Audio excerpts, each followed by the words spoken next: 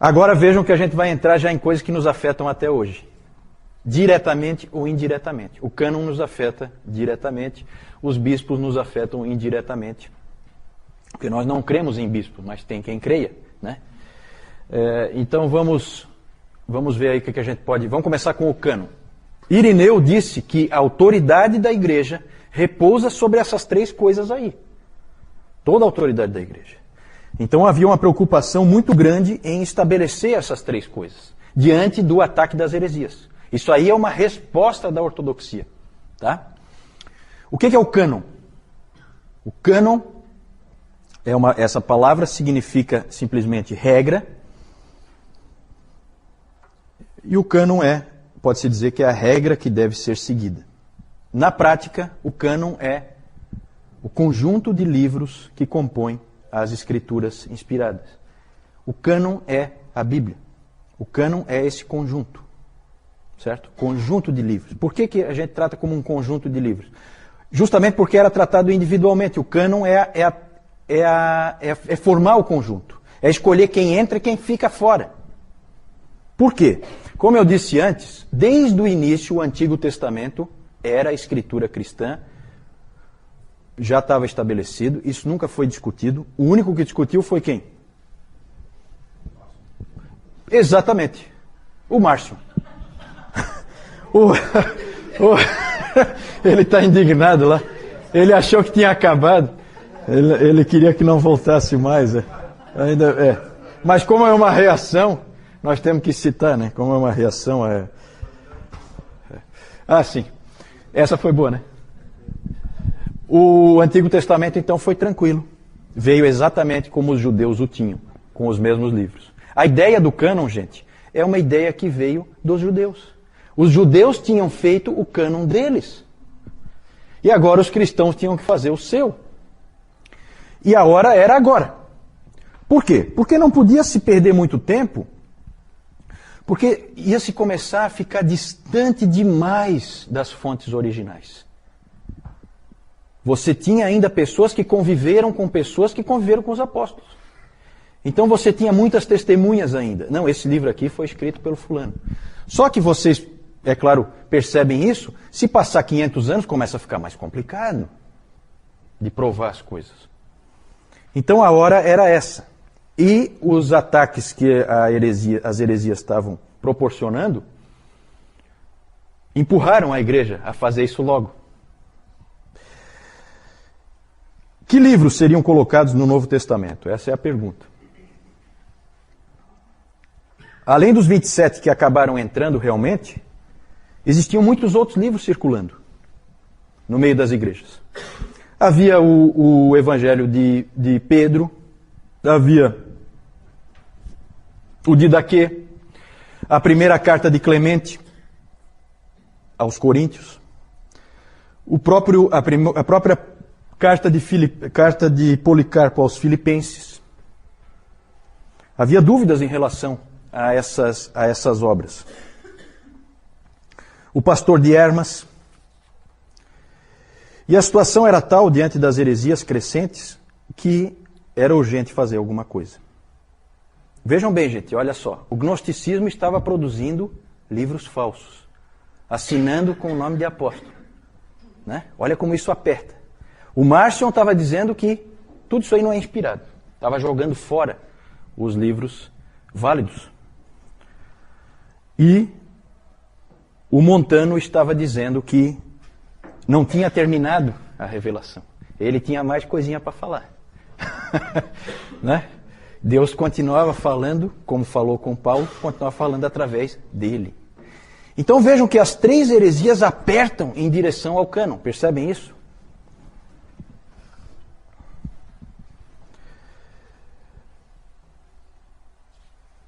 O Novo Testamento ele foi sendo formado a partir de listas que havia nas várias igrejas. É interessante essa coordenação das igrejas. Uma igreja, essa coisa da igreja católica é uma coisa muito interessante, uma coisa bonita, porque eram igrejas em lugares completamente diferentes, numa época em que a comunicação não era tão fácil como é hoje, e elas se coordenavam. E um tinha uma lista, o outro tinha uma outra lista, aí um dizia assim, não, mas eu tenho aqui na minha lista, eu tenho o pastor de Hermas. O que você acha, ô Moisés, você que é bispo lá de Alexandria, o que você acha do pastor de Hermas? O pastor de Hermas, eu acho que lá na minha igreja nós não aceitamos como autoritativo, não. Poxa, mas eu achava que era... Começou esse tipo de troca, sabe? Várias listas existiam. Se convencionou dizer que o cânon estava definitivamente constituído quando, com o estabelecimento da lista de Atanásio, que foi um pai da igreja, que foi em 367, ele pegou e deu a lista que acabou sendo a lista que nós temos hoje. Mas, na verdade, isso é consenso, tá? Isso foi construído por consenso. Tem umas histórias interessantes, como uma carta lá do ano 200, em torno do ano 200, em que houve um bispo de Antioquia que escreveu para os irmãos de uma outra região, onde ele tinha visitado aquela igreja, relatando na carta que ele havia mudado de opinião em relação ao evangelho de Pedro. Ele tinha dito lá para esses irmãos que não, leiam também, aqui nos cultos, leiam também o evangelho de Pedro. Depois ele pensou melhor e analisou talvez alguma coisa, ou alguém conversou com ele, e ele daí recomendou para esses irmãos, não leiam o evangelho de Pedro. Eu volto atrás no que eu disse. Né? É interessante esse tipo de coisa, esse tipo de registro. Na verdade, o cânon já estava concluído quando o último livro da Bíblia foi escrito. Certo? Isso é importante. O estabelecimento do cânon é um reconhecimento, não uma imposição. O cânon já estava lá. As escrituras já estavam lá. Só que Deus tinha que conduzir a igreja na sua providência para que a igreja discernisse quais são esses livros inspirados. E ela discerniu, e esse é um processo muito bonito. Uma coisa que foi acontecendo com muita seriedade e que Deus realmente conduziu a igreja à formação do cânon. É muito estranho, nós protestantes, evangélicos, é interessante como a gente despreza, né, a história da igreja e esses pais antigos, a gente acaba meio que desprezando eles. Na verdade, nós dependemos deles. Né? Calvino nunca desprezou. Calvino dizia que Calvino tinha grande apreço pelo consenso, o que ele chamava, né, o consenso dos 5 primeiros séculos. Ali as bases foram estabelecidas. Ali é uma época importantíssima. E esses pais da igreja, imperfeitos como eram, nós vamos ver eles um pouquinho depois, eles fizeram o trabalho que Deus queria que eles fizessem. Como que se chegou a essa formação do cânon? Como eu disse, há uma certa diferença aí de maneira de fazer. No romanismo, eles creem até hoje que a formação do cânon é por imposição, não por reconhecimento. Por que um livro é canônico? Por que um livro é autoritativo? Porque a igreja diz que é. Essa é a posição católica romana. Ele é canônico porque a igreja disse que ele é. E isso deu a ela a possibilidade, essa crença, nessa doutrina, de que a formação do cânon é por imposição da igreja, deu margem a que ela pudesse alterar o cânon. E como ela alterou no Concílio de Trento no século XVI. Né? Ela podia alterar porque é ela que diz se é canônico, se não é, a hora que ela quiser. Nada impede do Bento XVI e companhia eu colocar algum livro agora ali, um livro que ele mesmo escreveu e tal, e dizer, não, esse livro aqui é inspirado por Deus, diretamente. Pode. Claro que isso não acontece pelo seguinte, a Igreja Católica tem um pavor de mudanças. Ela tem um medo de instabilidade gigantesco. Não pode gerar instabilidade. Ela tem que permanecer sempre igual, que é para não gerar instabilidade, que daí cai a casa. No caso do protestantismo e dos evangélicos, sempre foi visto a definição do cânon como um mero reconhecimento. O cânon já estava lá, só precisava ser visto. O Dr. Warfield, B.B. Warfield, ele usou uma ilustração interessante. Ele fala que as escrituras, o cânon, eles são a rodovia, a estrada. E a igreja é a placa. A colocação da placa não gera a rodovia. A rodovia sempre esteve lá. Certo? O colocar a placa ou não muda a existência da rodovia. Mas a placa ajuda. E foi isso que a igreja fez. A igreja, na verdade, encontrou quais eram os livros. E isso foi feito, para a gente concluir, vamos terminar falando do cânon. Como que ela definiu esses 27 livros? De uma maneira muito interessante. Pela evidência externa e pela evidência interna. A externa sempre mais importante. Eles chegaram à conclusão que inspirados eram os apóstolos e os profetas. E que o que eles escreveram veio de Deus. Então bastava você localizar um texto que todo mundo sabia que era um texto escrito por um apóstolo, e esse texto, então, entrava no cânon. E foi assim que foi feito. Todos os textos existentes, claro que tem alguns perdidos, como uma das cartas de Paulo aos Coríntios, não se sabe onde é que essa carta foi parar, não existe cópia, a igreja não tinha cópia, então foi da vontade de Deus que aquela carta específica não fosse incluída e ela desapareceu. Mas esse era o primeiro critério. E aí hoje o Nilton falou um pouco sobre isso, né? E eles ampliaram um pouco também para pegar aquelas pessoas que conviveram com os apóstolos. Certo? E aí por isso que entraram outros livros, como escritos por Lucas, escritos por Marcos, né? Outros livros acabaram entrando também, por evidência externa. Tinha que ter autoridade apostólica. O segundo princípio era a evidência interna. Tinha que ter coerência no texto em relação ao restante das Escrituras. Tinha que fechar, tinha que haver uma correspondência. Isso eles buscaram também, eles fizeram essa checagem. Um exemplo muito interessante é o do livro Pastor de Hermas. Só para a gente ilustrar, tá? O Pastor de Hermas tem até um artigo numa revista de história cristã, em que eles põem assim, o Pastor de Hermas, o livro que quase entrou no cânon. Esse aí ele chegou perto. Teve outros livros que chegaram perto, tá?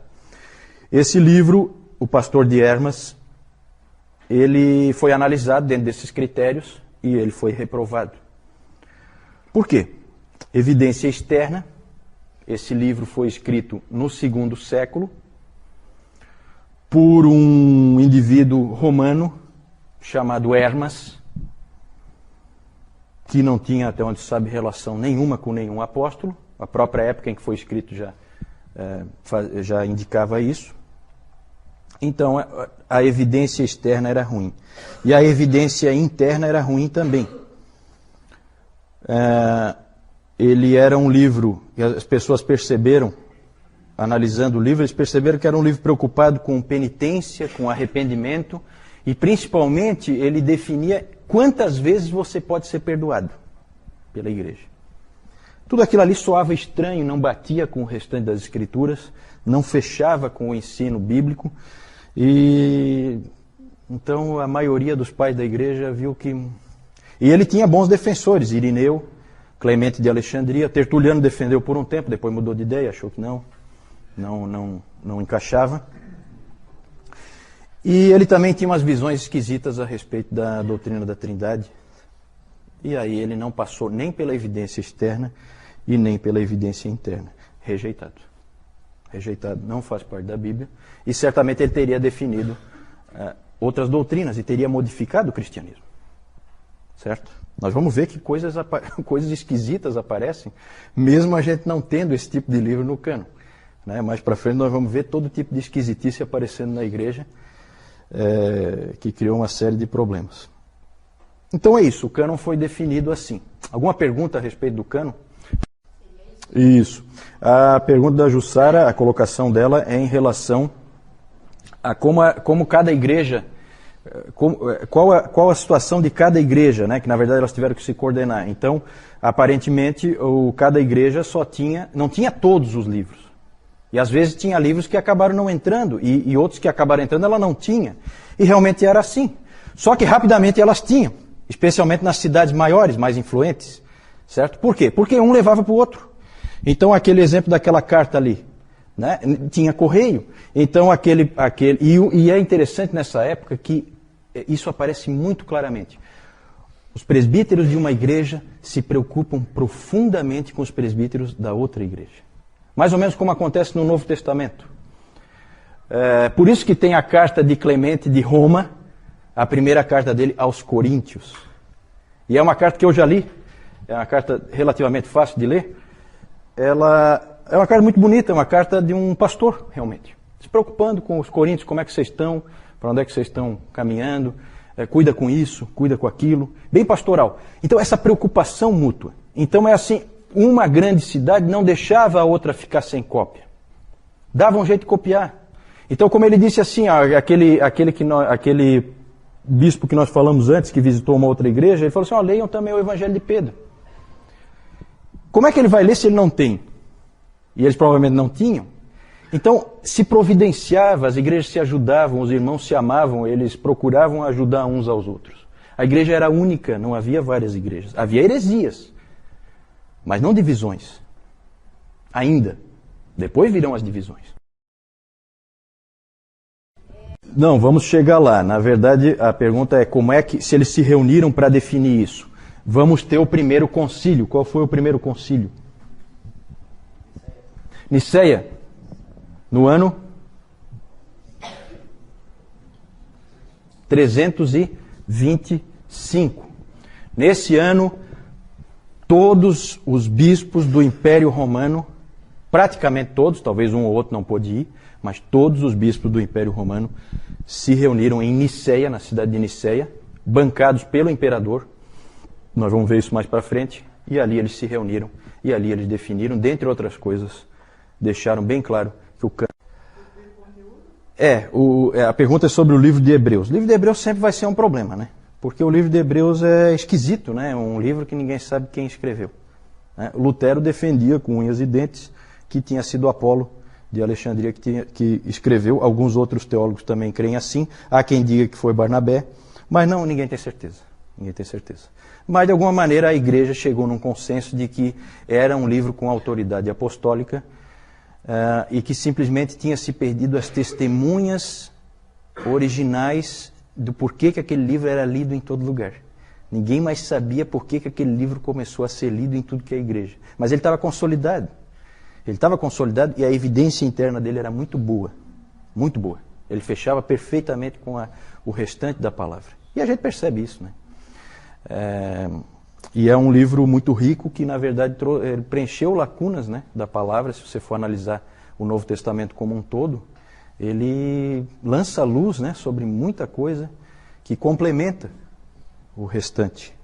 Inclusive havia dúvidas se tinha sido Paulo que tivesse escrito. Só que é muito diferente dos escritos de Paulo. Só que a posição dele indica isso, né? Ele foi colocado numa posição meio que puxando para a possibilidade de ser um livro de Paulo. Ele foi jogado meio que ali perto porque havia essa dúvida. Talvez fosse de Paulo. Mas é diferente, né? A gente percebe que é diferente. Mas pode ser diferente porque ele não é uma carta, ele é muito mais um tratado. Ele é diferente no seu estilo, então pode ser por isso que ele seja tão diferente. Mais alguma pergunta? No Concílio de Niceia ficou definido que aqueles livros eram os livros... Claro que havia certas resistências, em alguns lugares continuou se usando outros livros que já se usavam naquelas igrejas e tal, então a coisa foi consolidando às vezes aos pouquinhos, né? Porque às vezes um livro já era lido há muitos anos numa determinada igreja, e aí não é de uma hora para outra que você pega e exclui, né? Mas com a lista de Atanásio estava consolidado. Na verdade, se você pegar um livro como o do Norman Geisler, que ele é a Introdução Bíblica, você vai ver que o grosso das listas era tudo parecido. Variava um aqui, um faltando, como a Jussara falou antes, um faltando e um a mais. Mas é um ou outro assim. As listas eram muito semelhantes. Então foi se gerando um consenso, e o consenso acabou prevalecendo, e toda a igreja acabou adotando os 27 livros do Novo Testamento que a gente usa hoje, e não houve problema nenhum, ninguém resistiu. Assim, havia muita unidade da igreja, né? E é interessante que o cânon foi formado nessa época, porque era a época certa para formar, enquanto havia unidade, né? Ah, certo. A questão, o que é inspirado? Se é o conteúdo ou se são os autores? Eu não sei. Eu acho que as duas coisas, né? Eu não sei. Eu não vejo de que maneira isso aí afeta. Por que a tua preocupação assim? Não é preocupação. Eu Deixar claro que até ele comentou de manhã que nos textos bíblicos até ele mostra falhas e erros que esses próprios homens cometeram. Ah, sim, tu queres dizer assim que um determinado escrito de Paulo podia ser inspirado e o outro não. É isso que tu queres dizer? Não? É que tu falou que o autor era inspirado. Certo. Talvez eu me expressei mal. Talvez é melhor a gente falar que as escrituras eram inspiradas, então aquele texto... Não, ótimo. Não, foi boa a tua... Eu acho que fica melhor. A gente coloca que as escrituras foram inspiradas, aquele texto foi inspirado por Deus no autor. E o autor, então, colocou, né? Ele não tinha consciência de que ele estava fazendo isso, não é um ditado, né? Mas ele estava escrevendo a palavra de Deus, né? Isso eles tinham bem consciência, né? Obrigado por essa correção, acho que é importante.